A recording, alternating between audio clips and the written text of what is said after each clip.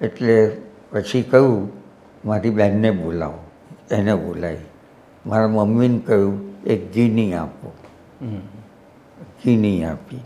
એ ગીનીથી છે કંઈથી આમ કરી અને પછી બેનને કહ્યું કે તું નદીના કિનારે જઈ અને ખાડો ખોદી અને ઘીની દાટી. ફાધર અમે બંનેને અદ્ભુત લાગ્યું કે આમ રીતે. હવે એટલું બધું મને તો અંદરથી હતું કે ચોક્કસ કંઈક ચમત્કાર થશે.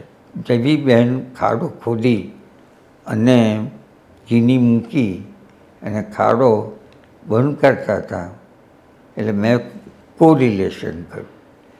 ત્યારથી મારી આંગળીઓમાં સહેજ સુધારો થયો, 1%.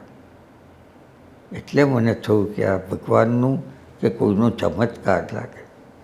અને ઘરે આવી ત્યાં સુધી તો અહીં સુધી બિલકુલ નોર્મલ થઈ ગયું. અને 5 મિનિટ પછી તો બિલકુલ હાથ આખો જે હતો બિલકુલ સાજો, જે આજ સુધી મને કોઈ તકલીફ નથી પડી.